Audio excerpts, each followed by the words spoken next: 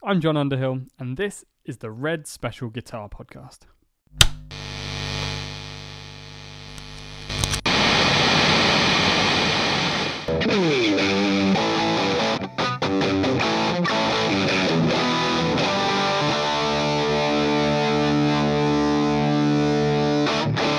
Ladies and gentlemen listening to the Red Special Podcast, I would like to welcome today the legendary Andy Guyton. Hello, Andy. Thank you, John. And hello, it's good to be on here. Yeah, definitely. Well, a couple of things, everyone. Andy and I are actually in the same room today. We're at Andy's workshop in hidden away under the depths of Buckingham Palace, where Andy works. Yeah. Hardly. No, I won't say where it is. You can find it if you look, but we're in Andy's workshop for a very special reason, but socially distanced, of course. First podcast where I'm in the room with the person who I'm recording with, so we'll see how this goes. Excellent. But nice to see you, mate. Yes, you too. How have you been? COVID affected you much? Not really. No, it's. I work from home anyway, and I've got so much work to do that it just hasn't really done anything apart from maybe sourcing parts and things like that, delivery times. But apart from that, no, it's been okay. Good. Yeah. You're all family safe and well, and yeah, fine. Yeah, lovely. Yeah, taking it all seriously, so it's good. Yeah, keep still smiling. Yeah, no, you're looking very well as well, I must say. So I thought we'd start off by just going into like your background, really, how you started. I mean, how did you get into building guitars? The building guitars probably started at the roots of it when I was in my teens, like it is with most people, and trying to make guitar bodies out of pieces of plywood, and it just didn't really work. But in my teens, I would sort of modify guitars, try and refret them, things like that. But it's not until I bought the Melvin Hiscox book that's when it all sort of kicked off for real. And I just picked the book up and thought, how difficult can it be? And at the time I was in the sign trade, so it was I was used to using hand tools, power tools, so it was I wouldn't say it was an easy transition. There's so much to learn, but it was it was easier than most, maybe, because I had access to tools and space. Yeah. So at what point did you, because when was it that you made that jump from signs to... Well, that would have been 98, 99 maybe. Yeah, late 90s. Okay. So and the book was literally just browsing a bookshop and just picked it up. It was I'm going to change my career on this book. Yeah, that's how it ended up. Yeah. Yeah, thankfully. No, I remember, because you haven't always worked from here, have you? No. You used to have another workshop out in, I forget where it was. I've been there once. It's just outside Bungay. Yeah. Yeah, Ersham. And so how quickly after, when you decided to make or move to making guitars or working on guitars from working with the signs, did you then need a premises and start looking at 2 years, 18 months? It wasn't long, because I really did get the bug, sort of building guitar, the bug for it, and took it around some music shops. And to start with, it was just repair work, and with the best will in the world, trying to do it on a coffee table in your lounge, it just doesn't work. And it was, so it wasn't long before I, found some cheap premises. Yeah. And now that gradually sort of morphed into building rather than repairing. Can you remember what your first guitar you built was? I can. Have you still got it? Or no. It was a sort of a copy of a Les Paul double cutaway, sprayed in metallic purple, ebony fingerboard, all mahogany, Seymour Duncan pickups. It was quite nice, and I would love to get that back again one day. Yeah. Do you know who owns it? I do. So if they're listening to the podcast, come and bring it back. Yes, it's unlikely, but that would be nice. I would buy it. Yeah, I would buy it. Was that a commission then, or was that something? No, it's just something I made because I wanted to. Yeah, the first probably 4 or 5 were like that. Yeah. You know. And then you put them up for sale, and people that knew you came to buy them? Or? Yeah, that's right. I mean, a lot of the time people would, I would just build the neck and the body, and they would supply the parts, or we do it as part of a deal. But it wasn't until, I suppose, 2001 where I actually started to seriously make guitars for a living. Yeah. Well, even then I was just reliant on repairs, but yeah, so when it started to sort of encroach. Yeah, interesting. My mind's gone, so I'll cut that out. It's all right. This happens a lot. Keep it in. Yeah, Keep it in. No. So, I mean, we all, not all of us, not everyone will have read your stories or listened to you talk before, because there isn't many recordings of you, but on your website it talks about, or I've read somewhere around when you got involved with Brian May, for example, was the Egmond guitar. How did that actually come about? Did they look for you, or were you recommended? They were looking for somebody, but it was I'd been going not long, 6 months, sort of professionally, and I got a phone call from a friend of mine called Martin Booth, who's an outstanding luthier, repairman, and I was doing some finishing work for him. And I just picked the phone up. He said, "How do you fancy refinishing Brian May's first guitar?" And it's like, it's just one of those, once in a lifetime thing. Of course. And how it worked was that Pete Malandrone spoke to Neville Martin, who was then the editor of Guitarist magazine. And Neville was old friends with Martin, so it came down through all these sort of levels and almost landed in my lap. But it was and after that it took a little while to actually sort of get in contact with Brian and Pete, but it was definitely well worth it. So it started it all off. So you obviously went back to Martin, I guess, very quickly and said, yes, I will do that. Immediately. Yeah. And then it went back up the chain. Yeah. And then did you go and collect the guitar, or did Pete drop it off? Or no, I went and collected it, but it seems like a carload of guitars I took up there to, just examples of what I can do. Yeah, guitars I'd made, guitars I'd refinished, and I came back with about 3 guitars, I think, repairs and the Egmond. Yeah. Because that was a good day. That was a really, really, really good day. So was that you with Pete and Brian, or just with Pete, or?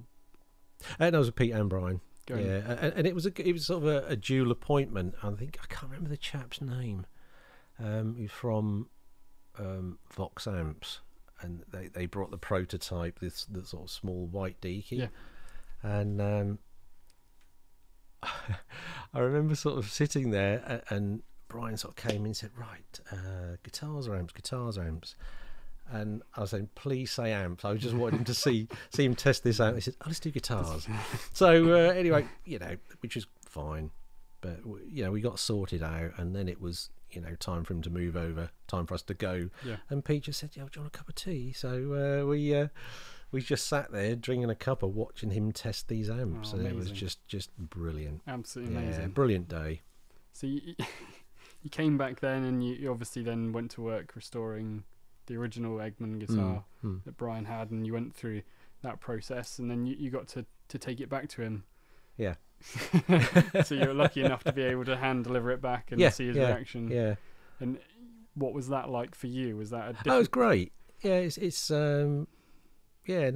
absolutely brilliant. And his comment was it even smelt the same. Oh, brilliant. Yeah, so because that was finished.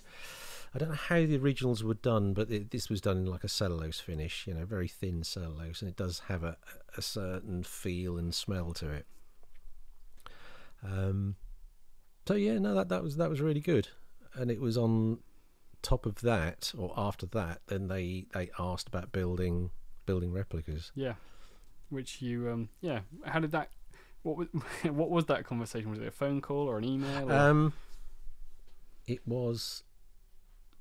I'm trying to remember now. Yeah. It was. I'm sure Pete asked me on the day that I delivered the Egmond, and I think he just asked if I'd be interested. You know, and as another sort of pivotal point, you know, you just didn't hesitate. It was had no idea how I was going to do it, and but yeah, it's good. So had you, obviously you knew a bit about Queen at that point, Andy. Were you a massive Queen fan at that point? No, I wasn't, and I actually, sort of almost ashamed to say it now, that I knew very little.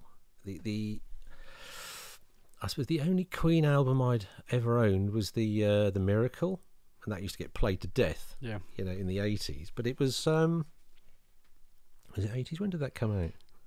Now you're asking me a question. Yeah, it must be late 80s. Yeah, that was probably early 90s when I used to listen to that. Then I still got it on cassette. Yeah. But I've got it on CD now. So, but that was kind of the extent of my knowledge. Yeah, and they were sort of kind enough to allow me, I think it was 2 or 3 days at Brian's house, measuring, taking apart as much as I could the original guitar, and I knew nothing about what was underneath that pickguard. Right. Zero. So you weren't aware. Did you know at that point that Brian had made it with his father when he was a young man? Yeah. So you sort of knew that. Yeah. That I just had backstory. that sort of background, and that was about it. And I'd read about the restoration in was it 97, 98 that Greg had done. Yeah. Read about that, and but as far as construction is concerned, you know, when I took the pick guard off, it was a complete surprise. Yeah. And you do look at it and you think, can I do that? It's yeah. Was there any weight of like responsibility on your shoulders at that point? Oh, enormous, yeah. So you knew that this was a bit of history you're unscrewing. And absolutely. But the interesting thing is, as soon as you start to disassemble it, the nerves kind of subside, because it looks different. It's not the Queen guitar anymore. It's you know, it's a guitar in its own right, and it's made up of a certain amount of parts. Yeah. And so you do start to look at it in a slightly different way. You know, obviously it's in the back of your mind that it's important, and it's you know, it's a bit of an icon, but it's it's interesting. Yeah. So how far did you get with taking it apart at that point? With over the 3 days? The only thing I couldn't do was to take the neck out and the trem. Everything was kind of set, everything worked, you know, it didn't have any tuning issues, so they said keep that in. So I kind of had to work around that, really. Yeah. I think that's it. Yeah, everything else was, you know, do what you like. So ideal. Yeah, almost. Yeah. Yeah. So I mean, what an amazing experience. But I guess without being a massive fan of Queen and Brian May, apart from knowing maybe that it's important, not maybe the same as how one of us being a fan of the Red Special now would feel about it. Yeah, that would probably make it a little more difficult. Yeah. So, and I before I went, I can remember even the words going through my mind. It was I suppose I bet to sort of gin up on Queen and kind of see what all the fuss is about. And it was a greatest hits video, so put one, I thought, oh yeah, I remember that one, there's another one, and just one massive hit after the other, and that was probably the worst thing I could have done, because that put the nerves that start to come in, and I did actually get to a point of wanting to turn round, just through, I was so nervous, but you just got to but it's good. It's good. It's brilliant. Turned out very well. Yeah, definitely. I mean, it's spurred probably unfortunately in some ways, or fortunately depending on how you look at it, but you've now been intertwined with Red Specials for nearly 20 years. Off the back of it. I can't believe it's been that long. Yeah. I cannot believe it. No. What a fantastic thing to be able to do as well, though. So, I can't see that as an unfortunate side to it. No, not at all. No. Fantastic experience for you and for all of us. It's brilliant. The amount of stories I can tell people, and it's just these little experiences that are out of the ordinary. Yeah, it's great.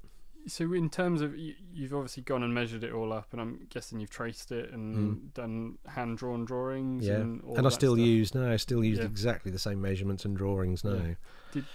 Did you then convert that to templates and AutoCAD and things like that, or did you? It was actually no, I'm a little bit sort of old school really, but I've my design work is I'm sort of trying to get into 3D.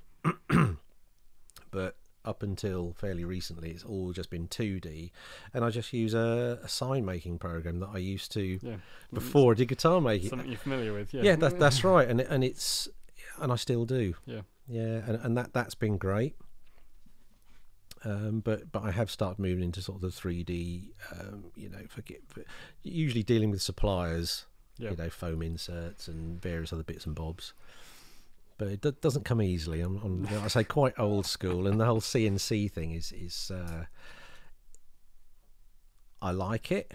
It's great. It's not for me. Yeah. But it's it's very accurate, and you can repeat things. But it's I don't know. I'm just not personally comfortable with it at the moment. No, that's understandable. And sitting in a room full of your work, you clearly don't need a CNC machine either. I don't think so. No, I get by, and then I use jigs and power tools. Yeah. But the whole CNC thing, I don't know. It's not bad, It's great for volume work, but it's just not me really. No, and that's when you buy a Guyton guitar, you're buying a handmade instrument, so you kind of know what you're getting, and that is it comes across in what you see dotted around, and there's.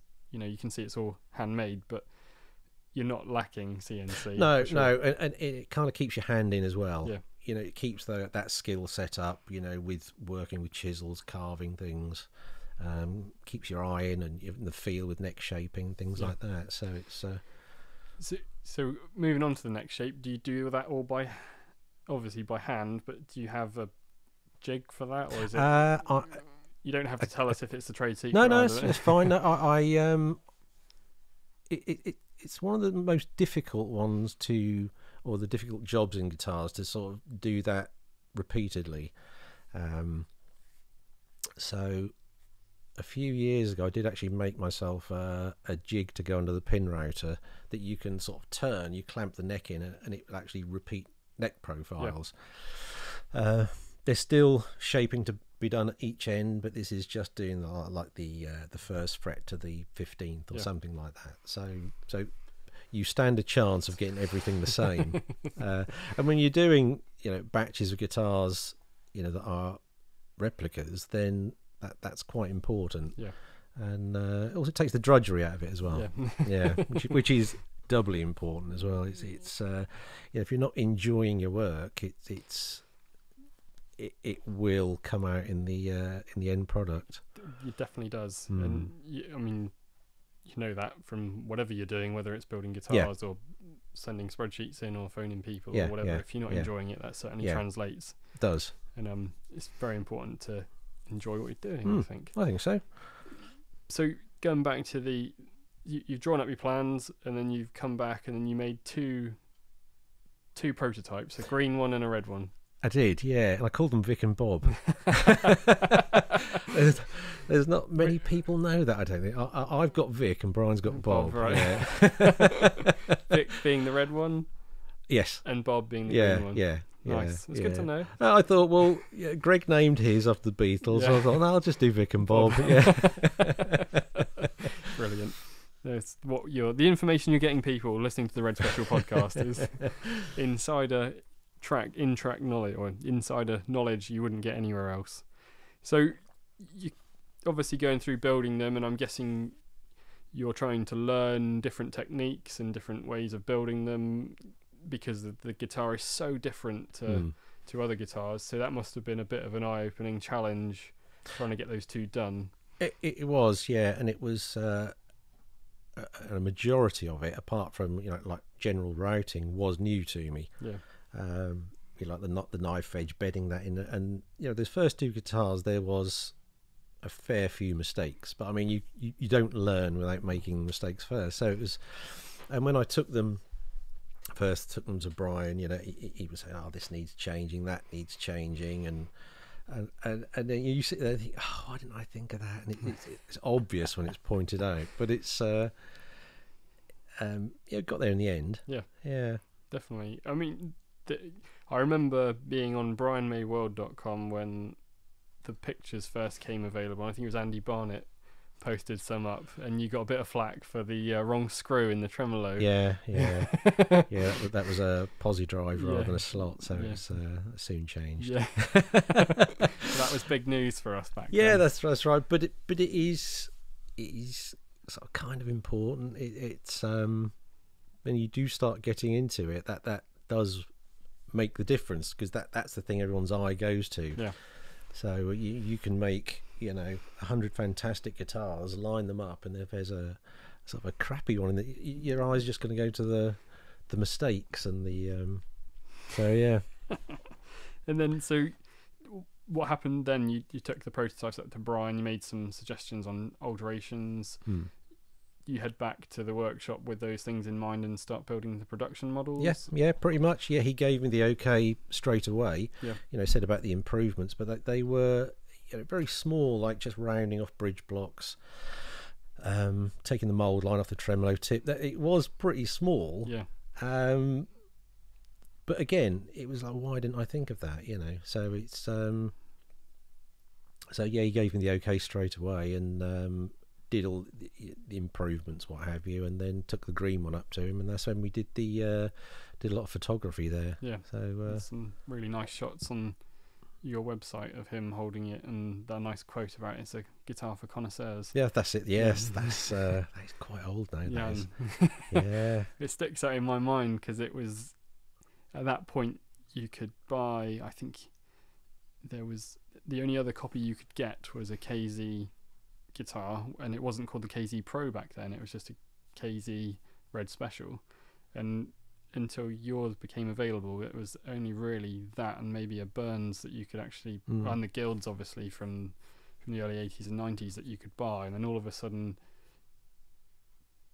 it's kind of out of nowhere, there's you, and you're making 50 of them, and they're the most accurate ever made, and they look pretty spot on, and endorsed by Brian and signed by Brian. It was a really exciting time to be part of the whole whirlwind of Red Specials, because it went from no information to very little information, and people had pieced bits together to all of a sudden there's a chap now making them for Brian, and you can own one, and this is very exciting. Yeah, the information about that's I didn't know whether that was because I was new to the whole sort of Red Special scene or not, but it did seem like there was a big explosion of it, and then makers would pop up. Yes. But it's it was all very new to me, and a bit of a shock sometimes. Yeah. The interest that they generated. Yeah, it was a real surprise. Quite unnerving sometimes. Yeah, I can imagine. Especially if you weren't a fan, not a fan, but weren't a fan of the whole thing to start with, and then you've gone into it without sort of researching. Probably a good thing, because you'd probably walked away. I'm not dealing with that lot of idiots. I'd never go that far. Yeah, no. You say that. No, you know what I mean. That bunch of anoraks, maybe. I'll edit that, it's fine. But dealing with people like me, no. Because it is, there's a lot of people that have done a lot, it's a lot of us, it's been a large portion of our life, like it has been for you now, but up to that point it was, and all of a sudden then there's a replica available that is closer than anything else that's been available, and you've had access to the original, so you've got the correct body shape and the correct neck shape and all of those things that for years all we could do was look at a photo and try and adjust the parallax and then maybe try and trace it, or to try and get it right. There was something out there that was as original or as close to the original as there was ever going to be. It was a massive explosion of interest, I suppose, and interesting times. It was difficult to sort of look at it from that point of view, because it was but it's a massively privileged position to be in. But yeah, it's kind of the only way to do it properly, I think. Well, definitely, yeah. I remember, because then for years you've got, obviously that information now is available in the book that Simon Bradley put together, and you've got obviously you took the guitar apart at that point to take the photos, and that's the first time I took the neck out. Yeah, with the photography for that book, and that was a really good day, really nerve-wracking. But I wasn't just taking the neck out of the guitar; I was taking it out of the guitar with cameras pointing at me, video, 3D cameras, a room full of people, and it was that was pretty. And Nigel was doing the electronics, and I remember when they sort of all decided it was time for lunch, and I said, I have to get that neck back in. Have we got all the photos? Oh yeah. So I had to put I couldn't relax with the neck out of the body. So were you worried it might alter in the heat of the lights? I don't know. No, there was no real thought process. It was just panic, really. No, just generally worried about it. There was no, this might happen. There's no reasoning behind it. I was just very uncomfortable with them being apart, and I just want to get that together. So I could eat your lunch and try and eat my lunch. Any hope of digesting it. So you go off trying to build the 50. Was it 40 in red and 10 in green? And that, were you able? I forget now because it's such a long time ago. Were you able to pre-order one before you had sign off, or did you release them and then start taking interest? I didn't take any firm orders before Brian had said, given me the go ahead. But I had probably about 3 or 4 people wanting to put down deposits. And it was, that was building these guitars is not cheap.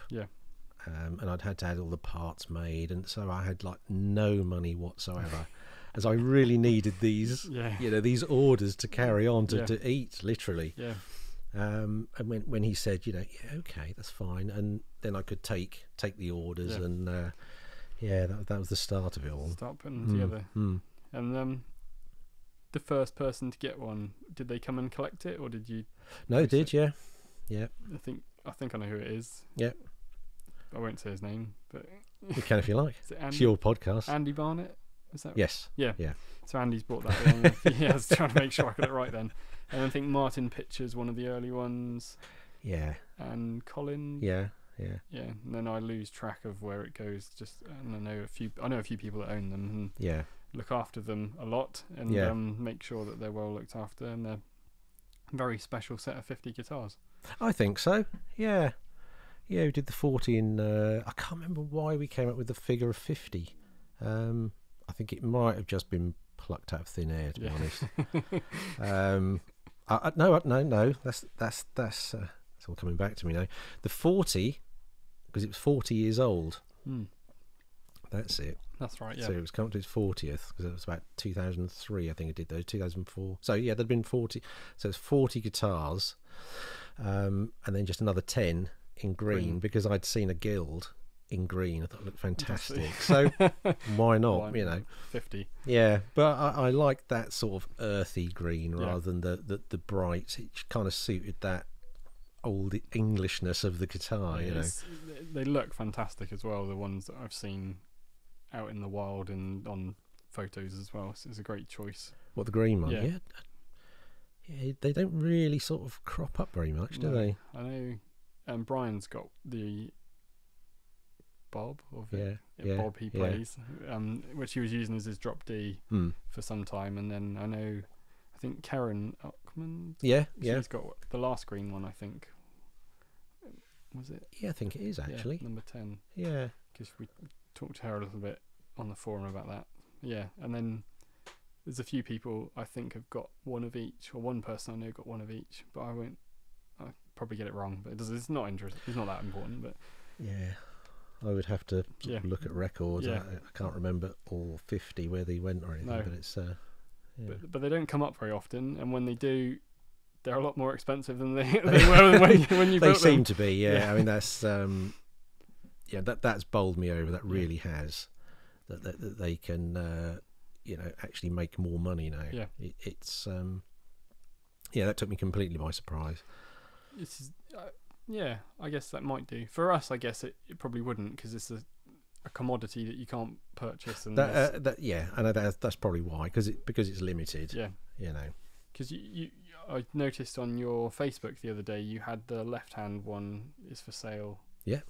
It's up there. It's up there. We'll have to have a look at that before I go, because that's something else to do. We'll have to get a picture of. And there is a right-handed one in the wings that will be for sale next month or so. Okay, that's good to know. So, anyone listening interested? Is that through yourself? That'll be through me, yeah. So keep your eyes posted, people, because if you want a Guyton Red Special, there is only one way to get one, and that is on the second-hand market at the moment, straight from Andy.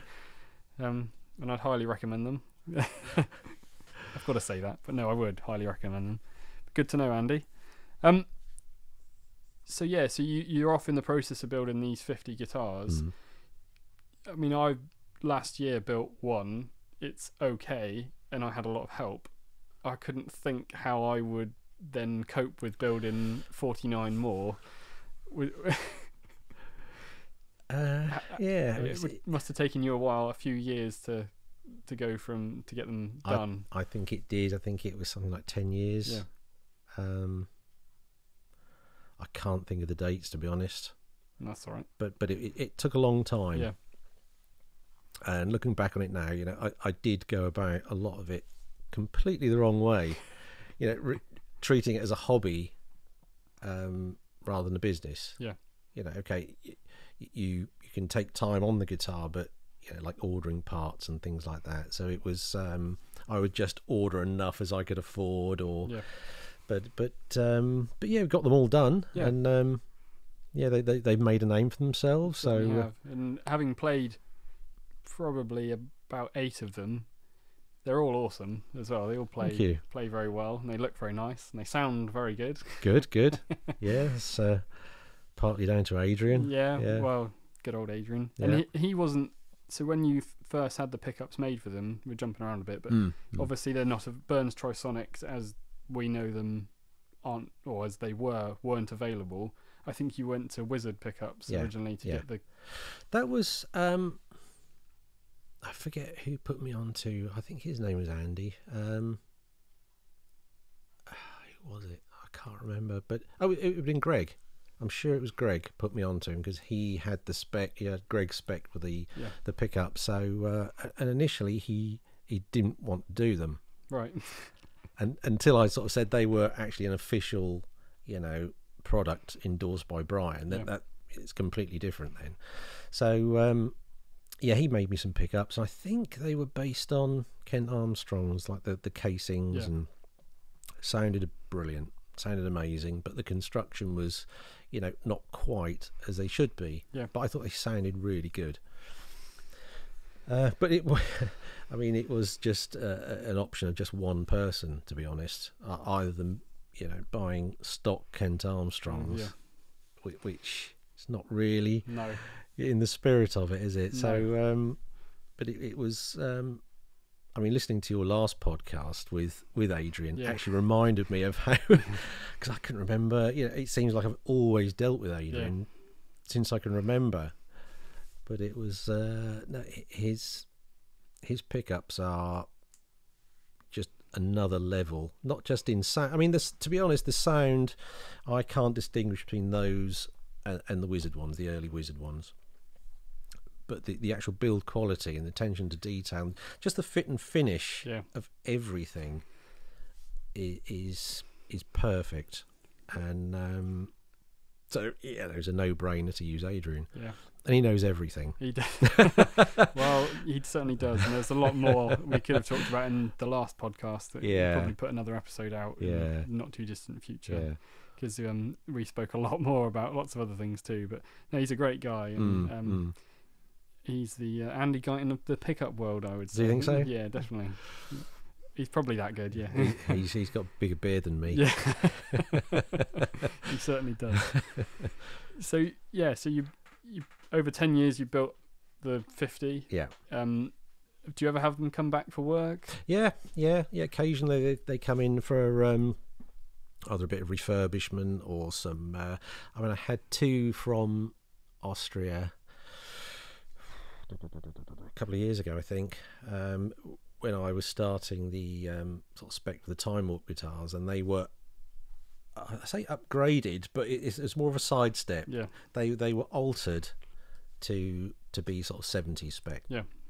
That's pickups, pots, you know, the switches, no, but pots, pickups, things like that. But so I've done things like that. Yeah. And it's just, you know, wear and tear. Things do wear out. Yeah, pots. Of course they do. Sometimes they change hands. You know, the new owner wants it, you know, altered in some way, or it's, you know, but it's very, very nice to see them when they come back, because it seems like the older they get and the more the finish sinks and wear and tear they get, they just look great. Starts to add a bit of character, don't they? Yeah, and absolutely, yeah. you can really see that they've been loved and looked after and played and sometimes abused. A majority of the time, yeah. I know Sean. I think Sean had his back recently and had the neck redone, refinished, because he had some dents in it. Yeah, he had some dents down the back. And I think, what else did we do on that? Knobs, I think. Yeah, I think that was about it. Yeah. Yeah, I think the pots, we did the pots, sort of the Time Warp spec pots. I think that was it. Yeah, just a general update, really.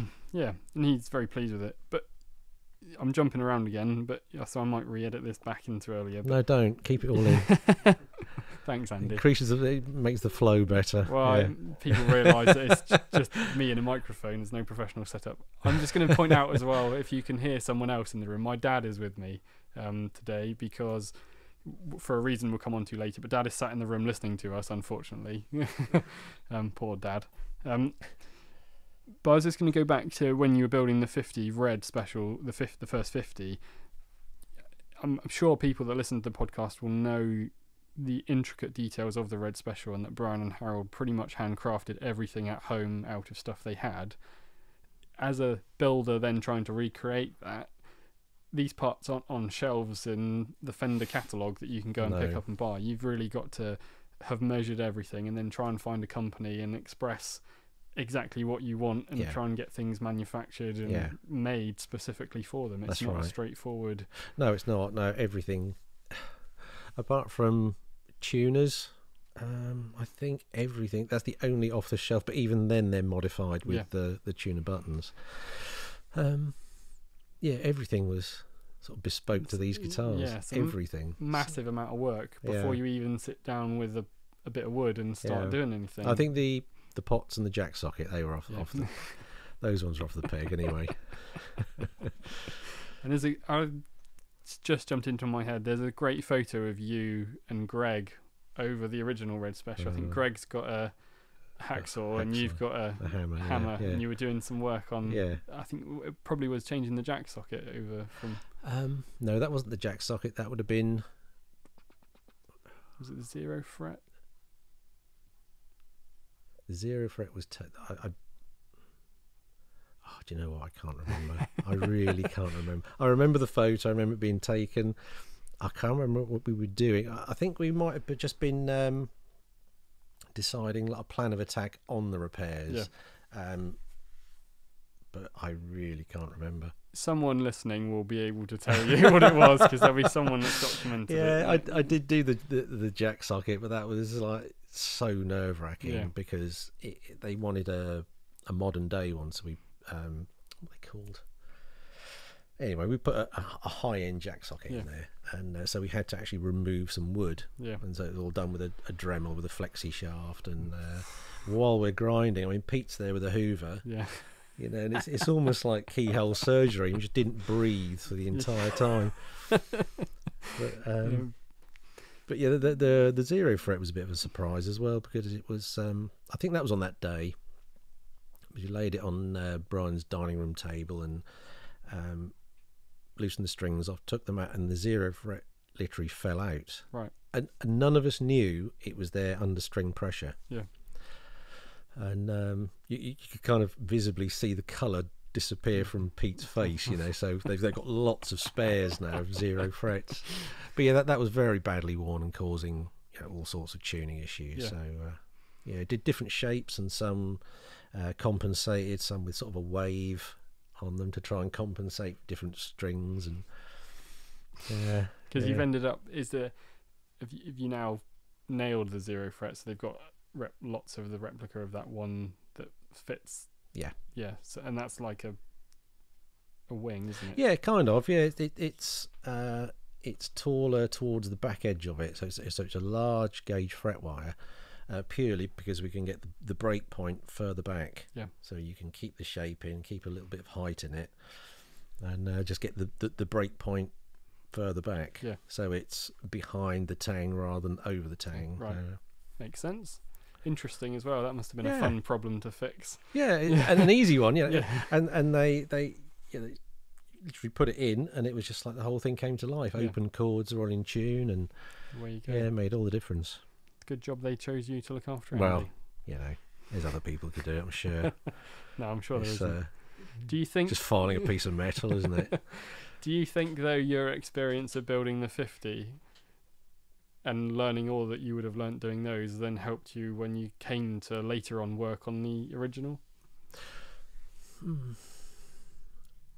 Probably, just with confidence as well. You know, Yeah. adding to that rather than actual sort of know-how, I suppose. Yeah. You know, that they were very, very close to the original, so yeah, it just gives you a little bit of confidence, I guess. Yeah. Because I would imagine you might not even have recognised it, but having then made 50 of them and handling them and playing with them and knowing how intricate they are and what you need to do inside, then the Red Special, it's almost, because they're so close, muscle memory as well as being comfortable around them. Yeah, and it's things like polishing, Yeah. and spraying them. But I when I had I'm jumping around again. Yeah, that's now. all right. Yeah, when I had the original one here for its sort of refurbishment, I videoed everything, and I videoed myself polishing it, and it was, you look back on it, you think, oh, it just looks so, I wouldn't say slapdash, but it, like I was doing it quickly. Yeah. And but it's just like you say, it's muscle memory, Yeah. how you hold the guitar. Yeah. And you know, and it was surprising to watch that back. Yeah. And you do go onto autopilot rather than doing everything really carefully. You know, I could do it with confidence, and and that was because I built 50 of them. Yeah. I remember you when I first arranged the first Red Special meetup. I think it was the first one when I arranged them in Reading. I invited you along, and you came and you let us watch the video that you made. Yeah. And I've never seen a room of people go so quiet. You could literally hear a pin drop. With all these grown adults glued to watching that video. It's absolutely amazing to watch. Oh, brilliant! It's everyone talks about it. I'm not going to ask you, but people do ask me to ask you. Yeah. When's it coming out? Are we ever going to see it again? I've no idea. It's been on the back burner for a few years now, because all it's waiting for is a commentary from me, and then to be. I mean, we've done one, and Brian wasn't completely happy with it, so I'll redo it. But then, you know, life gets in the way and work, and so it's literally waiting for me just to do another and get Brian's approval. Yeah. But it'd probably be in 4 parts. It'd probably be like 4 10-minute videos or whatever. I haven't really decided yet, but it's a great insight into what went on in that restoration and what the condition of the guitar and how well used it had been, and how well worn it was, and then how it looked at the end of it. And your own skill and what you're capable of doing with something that is basically a vintage antique with priceless. And what you managed to get it to look like. It's testament to your work, sir. It was that's very kind of you to say so, but it was pretty terrifying doing that, because it's I remember when we picked it up, I had Will helping me then, and we got it back to the workshop, and about to disassemble it. I said, well, let's put Queen on, and you know, and really try and enjoy it. And you know, it's just the worst thing we could have done. It was just we were just both a complete bundle of nerves. No, take Queen off, because it's just a constant reminder of where it's been, what it's done. No, so I mean, I guess you're probably looking at it not with dread, because it's work and it's what you do and you're very good at it, but do you ever stop to think like how well thought of by Brian and Pete you are for them to give it to you to bring back to work on and trust you with it? I don't give it a great deal of thought. I don't. I suppose I don't take it for granted. Yeah. Because it would be the easiest thing in the world to pick up and call another guitar maker or repairer. Yeah. So you have to sort of be on your game all the time. Yeah. So and I do, I realise how lucky I am to be able to do that sort of thing. So sorry, what was the question? Do you ever stop to like think of how much they must trust in you and how much they think of your skills when you're working on it? Because obviously they could go to another guitar maker, but I would say they won't, because another guitar maker hasn't made 50-60 red specials and has that relationship with them. And and I think there's a trust thing as well. Once they build up a relationship, they're kind of with you for life. Yeah. So you really don't want to balls that up. Yeah. So I don't really think about it a lot, but like I say, I just don't take it for granted. So you just have to do everything that's asked of you and do it properly. Yeah. I treat all the jobs like that. Yeah. But they do value that sort of thing. Yeah. So. Well, it's how things should be done, really, on trust and I guess and have a little bit of integrity, and it goes a long way. Gentlemen's agreements, and doing the right thing and not taking advantage of the situation That's either, right. and being respectful of what it is. Yeah. And the amount of comments I used to get, and I was amazed, because as soon as you people know you start working for Brian May, they instantly say, "God, I bet you're charging him a lot for that." And I said, "Well, no, of course not. It's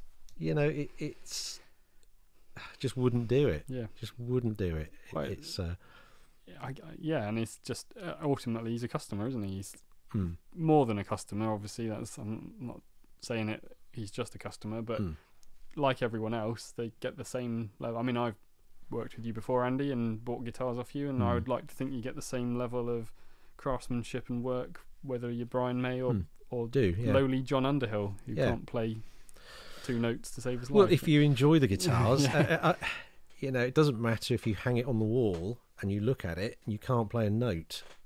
It's if you're getting enjoyment from it, it really doesn't matter. It's like a painting. Yeah. People spend a lot of money on paintings because they enjoy looking at them or enjoy owning them, and it's the same with guitars. Yeah, definitely. I would say if anyone hasn't tried a Guyton guitar though, and there is a certain, I wouldn't say magic, because magic seems a bit crass maybe, but there's a certain something about when you pick one up and play it that it just plays really well. Whichever one of yours I've owned and picked up and played, or a Red Special replica, or any of the other guitars that I've picked up and played of yours, they're just so well set up and easy to play. Well, that's everything, isn't it? Yeah. It's that and the sound is more important than anything.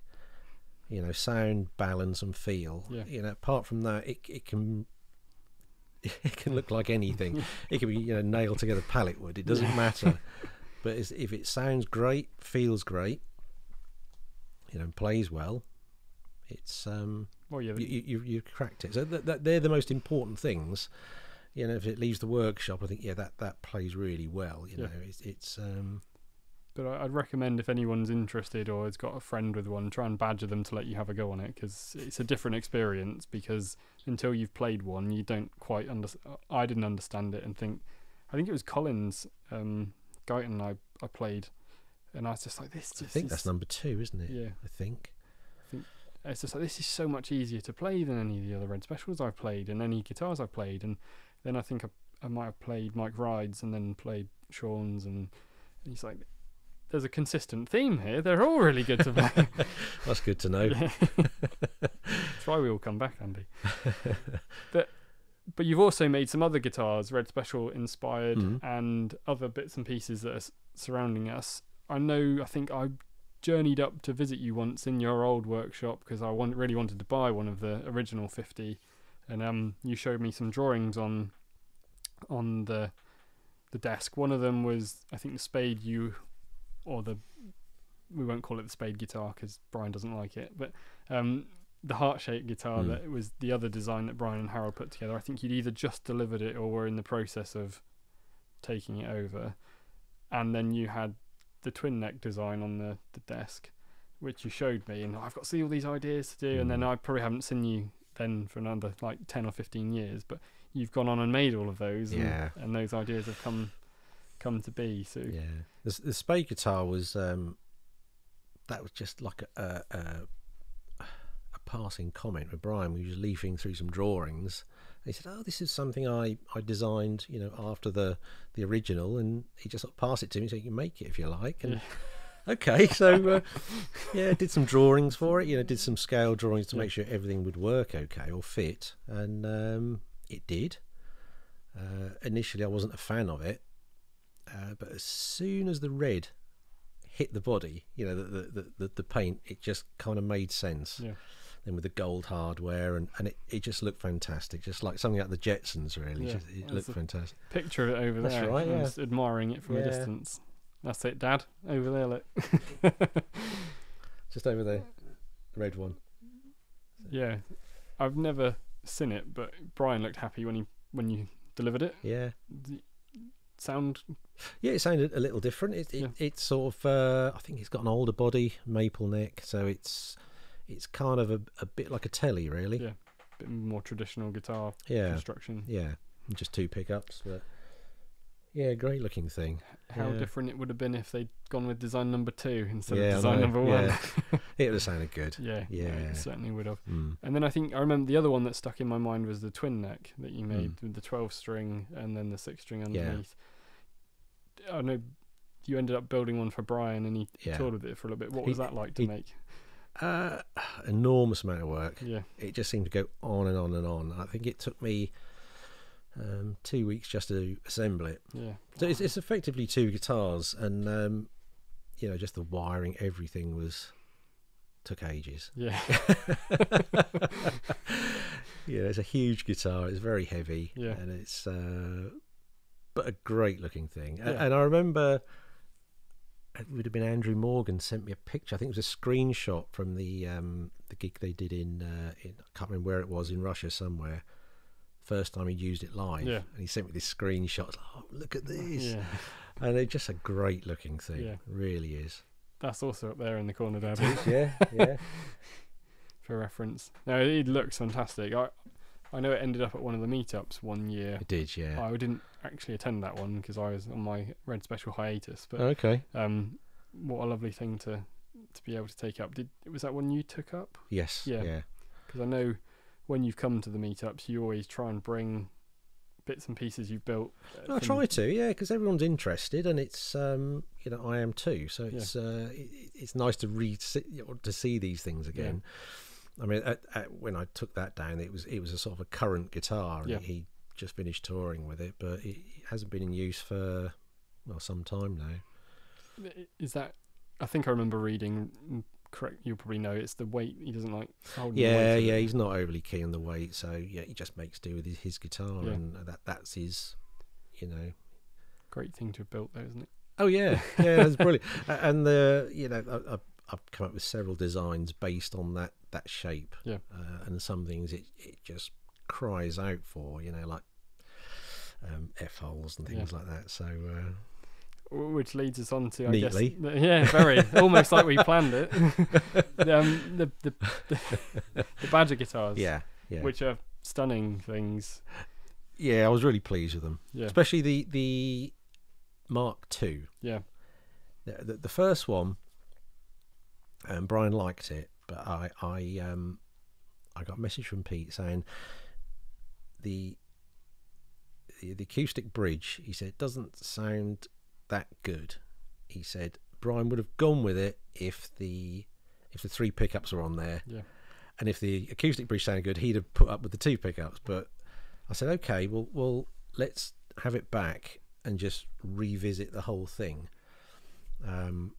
because I had this idea for the sort of liquid pick guard, if you like, the molded pick guard.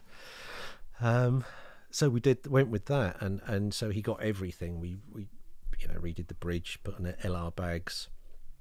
I think it's their X bridge or something, and it's like the piezo pickups from that into a rosewood bridge, and then just the 3 trisonics, and that was great. That really, I was really pleased with how that went, how it looked. Yeah. I mean that pick. How did the pick guard? How did you do that? Because that's. I've got a former, and it's obviously done with heat. Yeah. And then you literally just heat it up and press it down as accurate as you can, and then it's just varying grits of sandpaper, blocks and sandpaper, and polishing. Yeah. So a great deal of that. It's not easy. No, it doesn't look easy. No, it's not easy at all. But it's it's. I say it's surprisingly easy to do, but it's. I've had no sort of cock ups with the pick guards yet, so they go smoothly, but they're quite difficult. A lot of work. Yeah, there's a lot of work, but it's worth it, and it's just getting those highlights to sort of flow. Yeah, they look stunning. I know you brought one of them along to my first meetup. I've got a picture of myself playing it, and it's one of those pictures where it makes me smile because it's a guitar Brian's played live on stage, and it just looks awesome, and it's a lovely thing to behold. Well, thank you. It's I like them. I mean, I think my favourite was Pete's. Yeah. That was. Have you seen that one? Yeah. Was it? It's on the website, isn't it?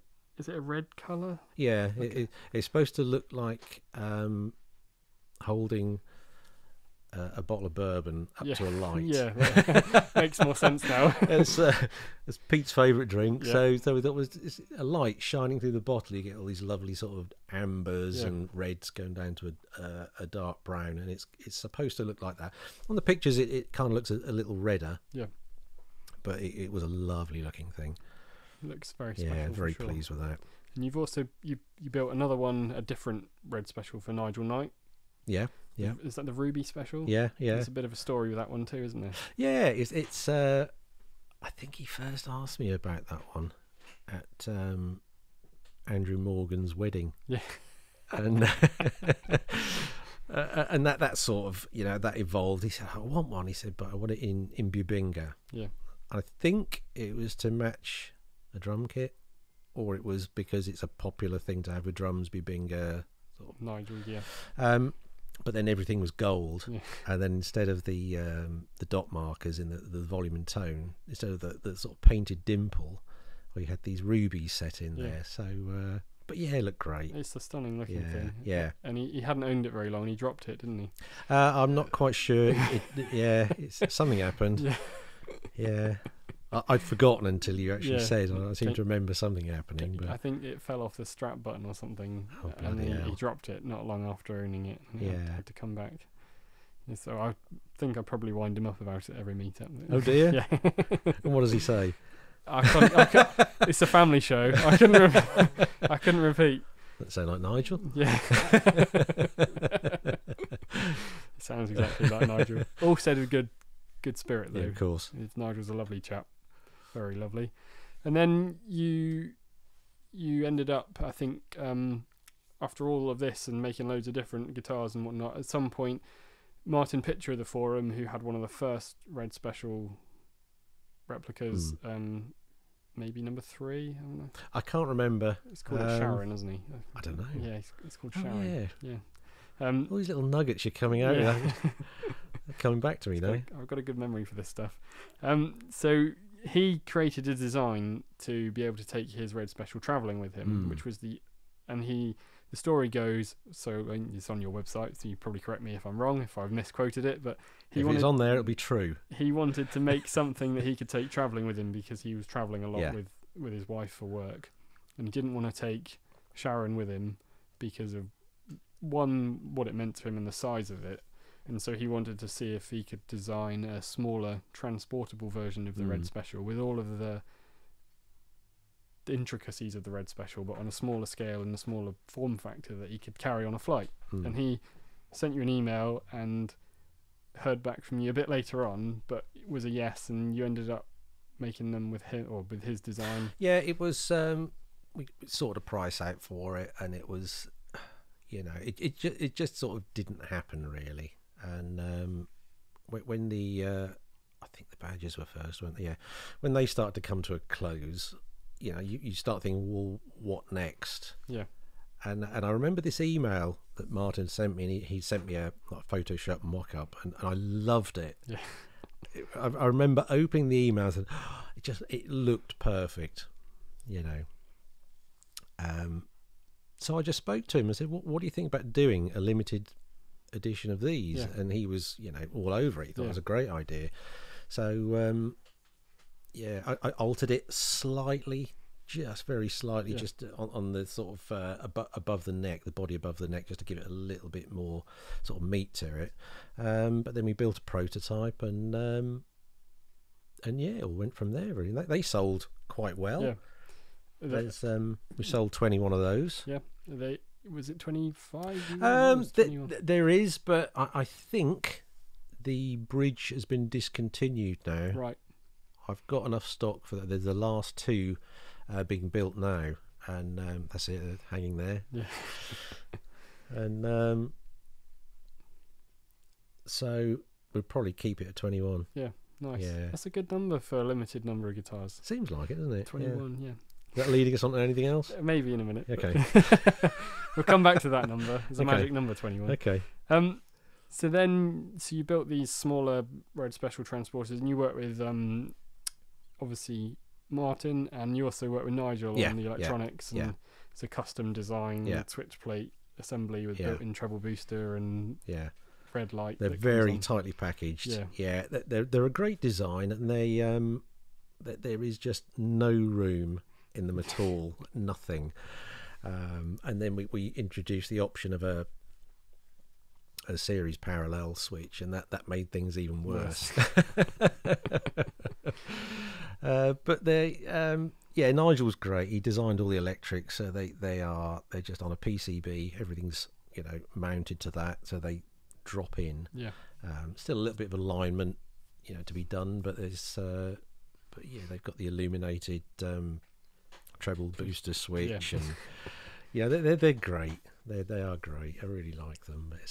But that's spurred different models, and because I just love the shape, the balance, and so that's led to all sorts of things. That one, because it just lends itself to everything. Yeah, and they look so small compared to a Red Special as well. Yeah. Although the scale length is still 24 inches, and when you put the two beside, obviously it looks like you just cut the headstock off and a bit of the body out and reshaped it. But they're great. They're really, really smart.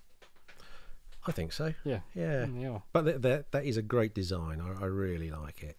Yeah, best not say too much because Martin might listen. I think he's got a bit of a background in it, hasn't he? Yeah, he does. Design, He's a pretty talented chap himself, actually.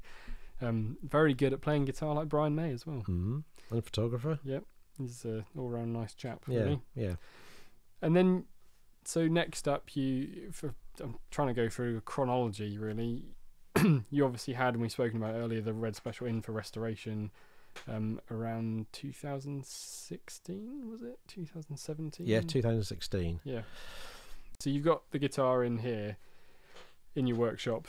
Are you leaving it in the workshop overnight, or are you... No, that's all trace of it is gone from the workshop, and it's safe. Yeah, good. And it's separated. If it's in parts, the parts are separated. Yeah. So, and that's the most nerve-wracking thing. Can't leave the house. Yeah. So if it's here for 2 weeks, I can't leave the house for 2 weeks. Yeah. So it's like being on lockdown when it's here. But yeah, that is pretty nervy. Yeah. That really is. I can imagine. Yeah.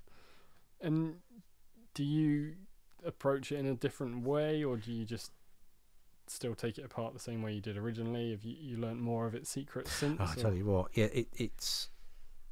I mean, originally I had 2 days with it, and it's just not enough. Yeah. There's so much to it. It depends how much detail you want to go into, but it seems like every time I work on it, it gives out another little secret, and it's things that you might not or you don't necessarily see through photos. Yeah. You can sometimes see it in a photo, but unless you see it firsthand, photos just aren't enough. Yeah. It's an interesting. I know. Well, we'll come on to some of the things you may have found out about it more recently, but I know. I can't remember when it was now. Is it 2018 or 2017? The Bohemian Rhapsody film came out. Yeah. And they phoned you up and asked you if you could make some guitars for that. They didn't give you very long, did they? No, they didn't. It was initially. I hope I get this right, but it is. They wanted 3 guitars in 3 weeks. Yeah. No, sorry, 2 weeks. And it's impossible. Yeah. That cannot be done. Yeah. Not these anyway. Yeah. No matter how much you try and streamline it's so. They then changed it to 2, and I said it's still I can't do it. So then they said, okay, well, we need 1 for I can't remember the date. It was sometime in September for the filming of the Live Aid. Yeah. Live Aid scenes. So okay, I can do it.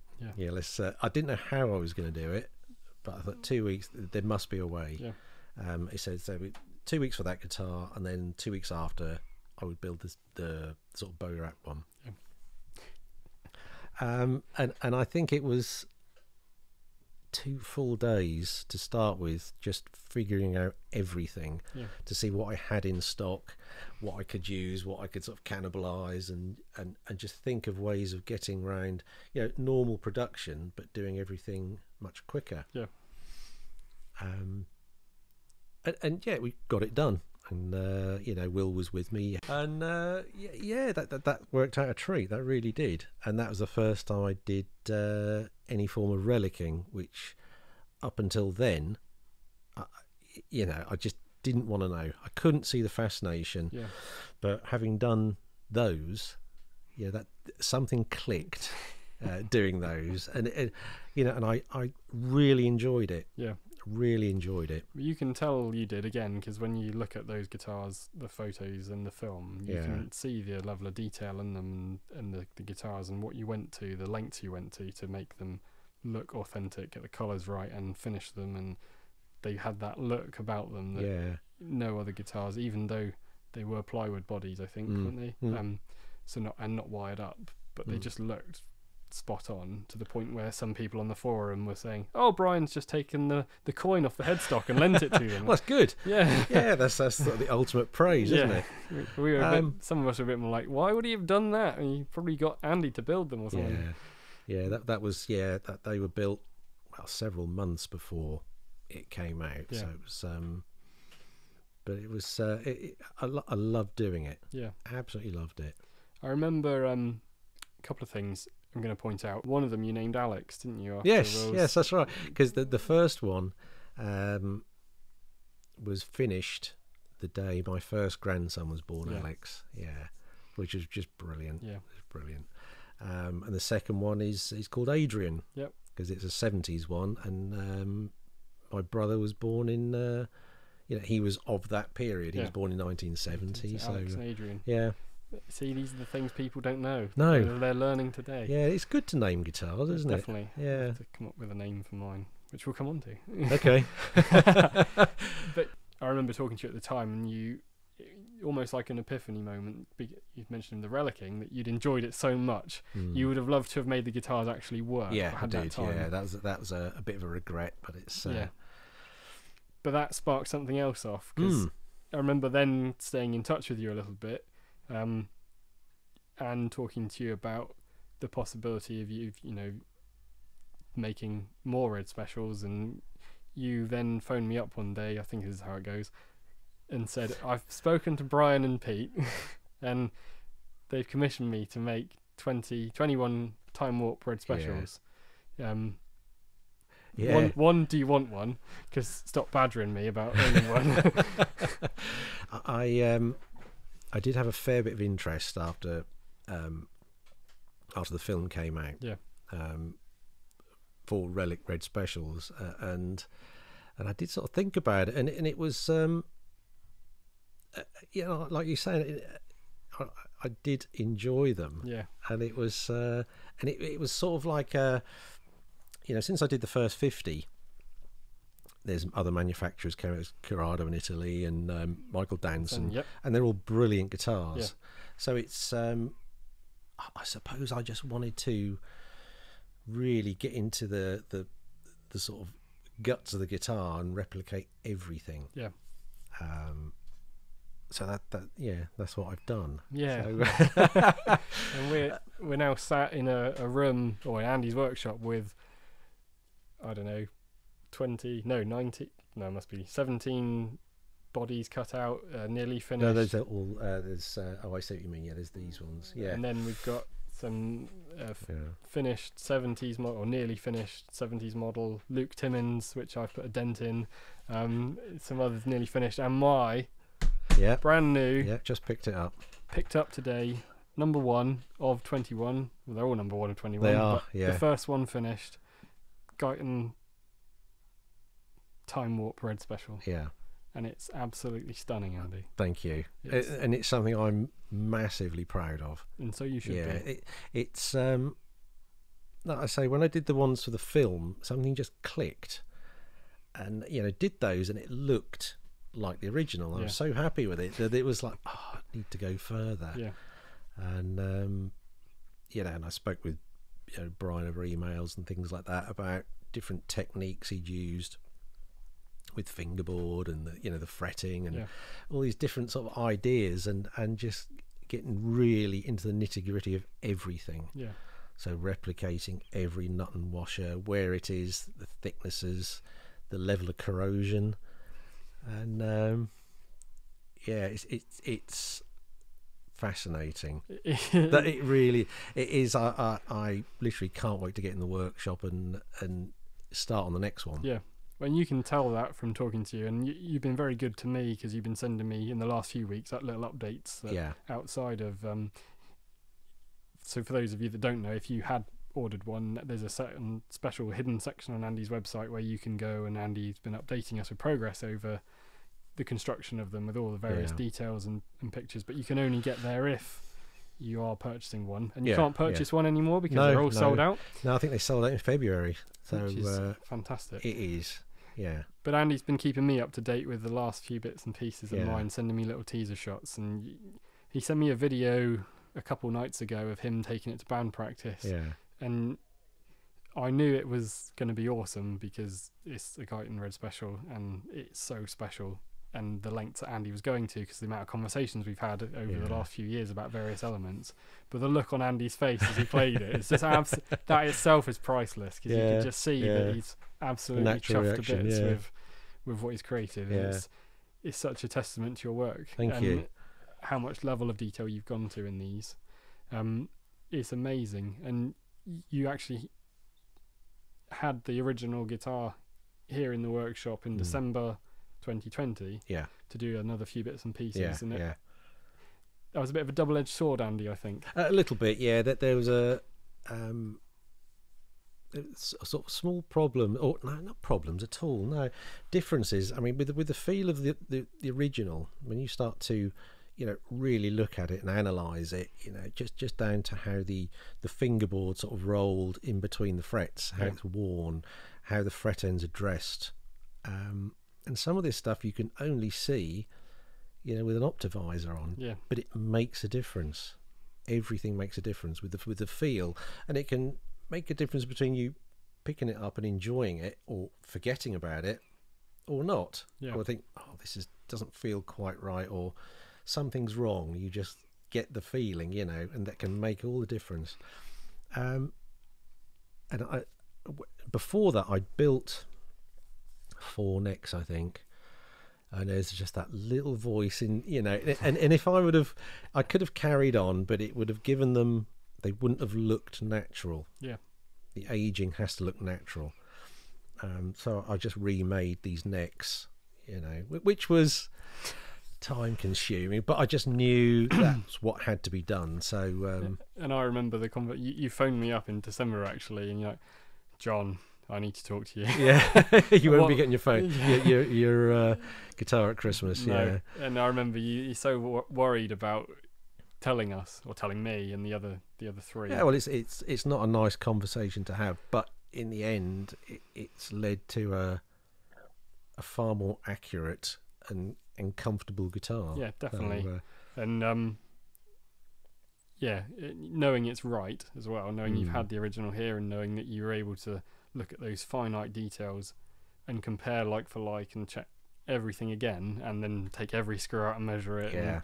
And learn a couple extra secrets that maybe not everyone knows, and we may or may not share later. But it's just so special to know that that's included in these guitars now. Yeah, everything's included. I did literally take every screw out and measure the length, diameter, and these are identical. Yeah. No, you can really tell when if you've looked at as many pictures as some of us on the forum would have, and I have over the years of the original and various copies. I walked in today and I actually waited before I opened the case because Andy wanted to make a cup of coffee for us, which was lovely. And I thought, I'm going to savour the moment. And I opened the case, and it's just like literally like if I'd built a time machine, or if Andy built a time machine and gone back to the period of which my guitar was, I asked him to build, which is sort of 70s neck with 80s body, to kind of look like Starlex, but without the shallow tuners, or the one. Yeah, the chrome one. The one chrome G. tuner. Yeah. One broken G tuner. And it took me back to, it's that child within, not that child within me, but it's like that little kid in me that first watched Starlex and was like, that guitar sounds amazing. I need that guitar. That is the guitar for me. That's the one thing I want in life. That's that guitar.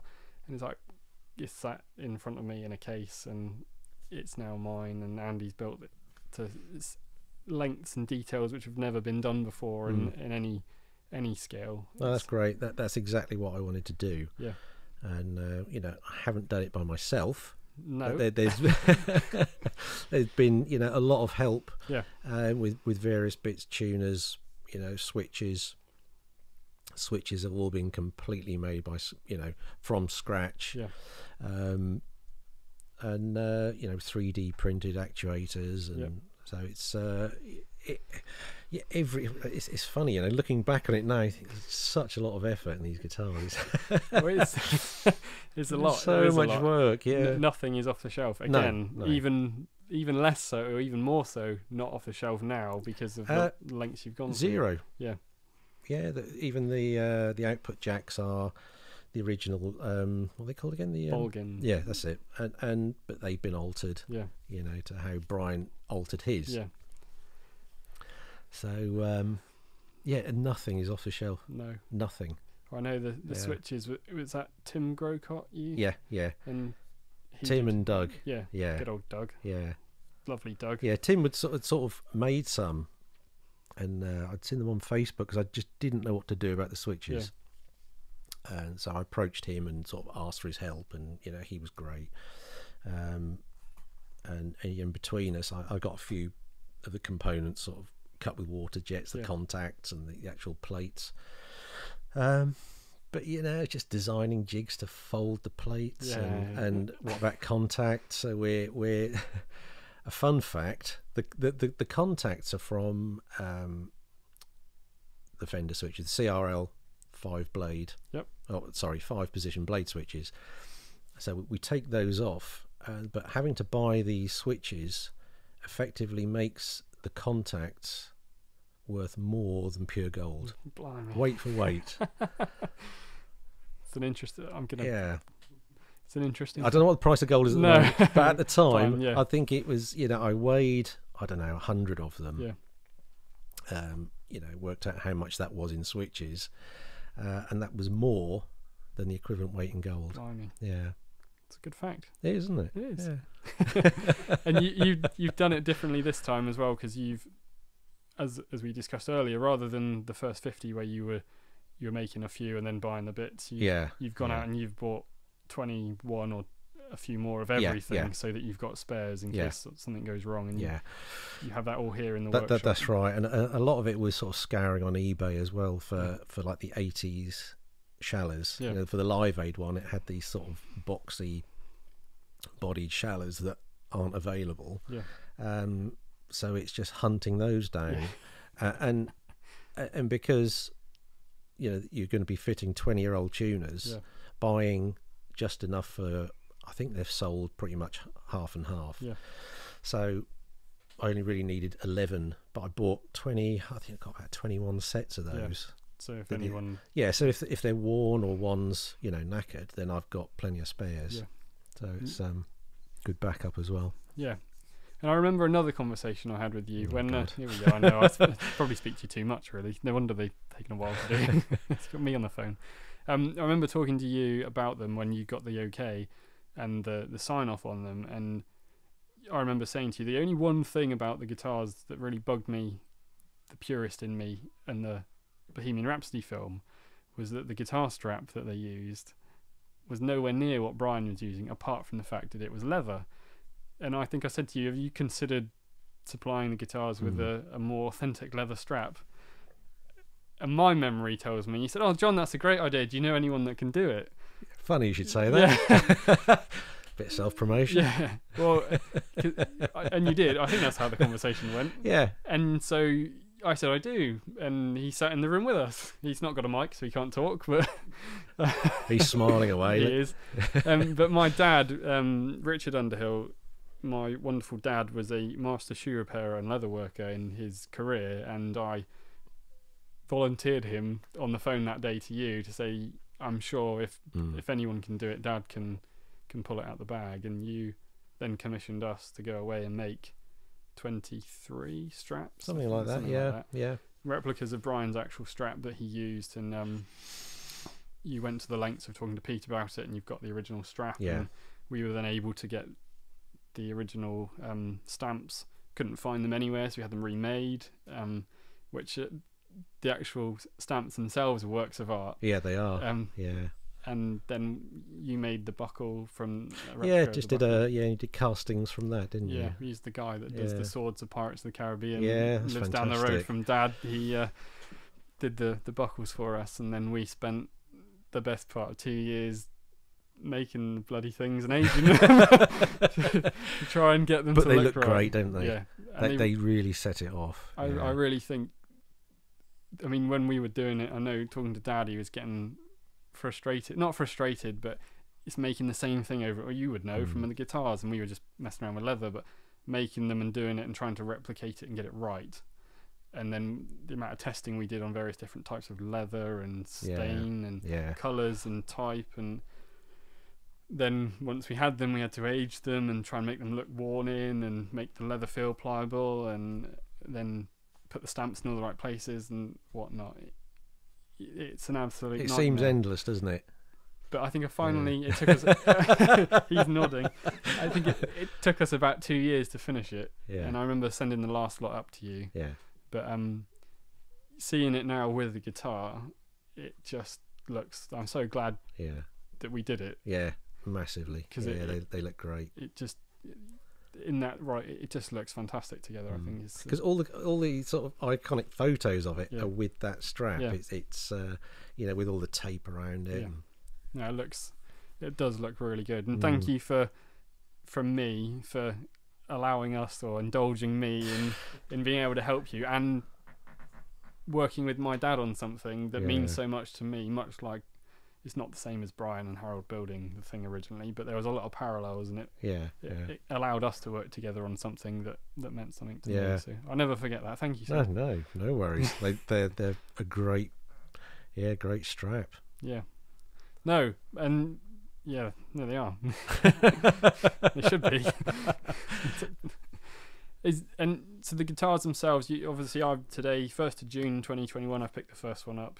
You've got another 20 to produce. They're all sold out, so you can't buy one. You're having one. Brian's having one. Brian's having one. I know Luke Timmins is having one. I think I'm going to drop kick that out the door before I leave. Put some extra scratches in it. Poor Luke. Poor Luke, indeed. It's not his fault. He's from Dudley. No. It's absolutely amazing, Andy, and I'm still lost for words looking at the guitar. It's actually in the case at the minute, but they're all over the place, and it's the attention to. I can't. Words and pictures don't really do it justice. The amount of work you can see you've put into them to get them right and to get all of the bits and pieces done properly. And I just hope that when people see them and they'll be able, that comes across to everyone else, which I'm sure it will do. I hope so. It's there's been a lot of work, tons of work with the researching, which are inconsequential details, but it makes a difference. Maybe not to how it plays, how it sounds, but knowing it's there, it does make the difference. And just putting all these bits and pieces in, and that's what people are paying for. It's nice. It's so, I don't know. I am lost for words really as to what to say to try and get across how. I've taken a little bit of video and some photos, so I'll put that with the podcast as well, so people can have a look on YouTube. I'm sure I'll do a review of the guitar at some point, and some other bits and pieces. And please do come along to the Red Special meetup, people listening, to see it in action and have a look, because they are something special, more special than. Well, I don't know. Than a special thing. Than a special thing. I need to come up with a name for it now, but more special. We call it Baldric. Oh dear, I'm waffling now. But so how long do you think it'll take you to finish the rest of them? I should have them all done by the end of next year. Yep. So that's the plan anyway. Okay. Because they're all made. The bodies are made, necks are made, not fully, but the bodies are sort of in stock and ready for veneering and binding, and then finishing. So it's kind of all the sort of hard, laborious stuff has been taken out. That's been done. So you can get on with enjoying putting them together. Yeah, and that comes across as well, I think. In how they've come out and how they look, I think you can really see that you've enjoyed the process. And we got here at 10 a.m. We started recording the podcast at midday. That's how much we were talking about them before we even sat down with microphones. So we probably lost a lot of content. So it's been nearly 4 hours. Just talking about the guitar. And it's great. But it's a fascinating guitar. That there's so few, in the sort of history of the electric guitar like this. It's probably just a one-off. I know there is only one, but it's for father and son to make it and for it to go on to those heights. Well, you look at all of the other, the only other people I can think of are the likes of Eddie Van Halen, who built Frankenstrat, which was a body he had and put together. I know Ariel, who has been on the podcast, friend of the show. She built her guitar with her friend, taking different bits and pieces from different guitars. But what Brian and his father Harold did back in the 60s with scrap, because they couldn't afford a guitar, is just mind-blowing to me when you look at what's involved in it. And you've done an absolutely amazing job copying it, but they didn't have anything to copy at the time. They came up with it, they invented it, they designed it, they tested it, and they put it together. It's an absolute wonder to me how they and the sort of engineering side you can kind of understand. His dad was an engineer. That kind of explains a lot. But the look of it, the balance, I'm not saying that the actual physical balance, but the balance of the design, and how the pick guard, how everything flows, and everything's, how can I put this? There are no sort of, there's the right amount of sort of negative space on there. Everything just fits. It's very well proportioned, isn't it? Very well proportioned. They've got a very good eye for the aesthetic. A lot of the time engineers will design something and it'll look very engineery, but it's a very beautiful instrument, isn't it? It's the curves and the way the pick guard follows around. It's a stunning thing. I think it was one of the quotes that I tend to use outside of the podcast, so I don't want to quote him too much, was with Luke Holwerder, where he said it's a good job they didn't build a tree house. How different this would all have been. But if Brian and I go back to this in every episode, if Brian and Harold, if Brian hadn't gone to mum and dad and said, I'd like to buy an electric guitar, and them say, can't afford one, son, but dad's going to help you make one. Without that, none of any of this that we've spoken about today, the podcast wouldn't be here. You wouldn't have got to make them. The Bohemian Rhapsody film wouldn't have. Those two have got a lot to answer for. Yeah.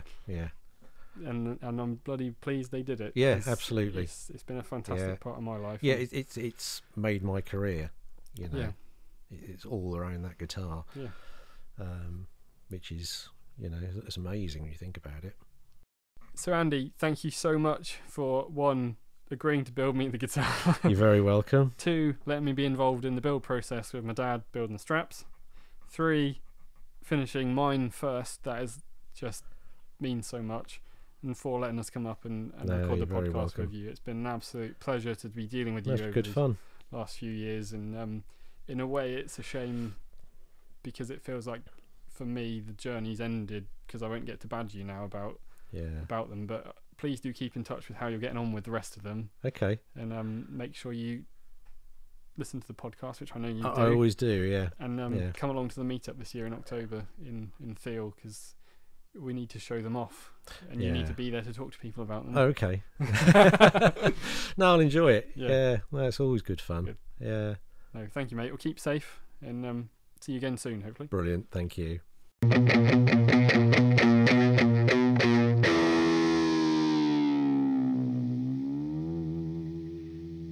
That was the legendary Andy Guyton.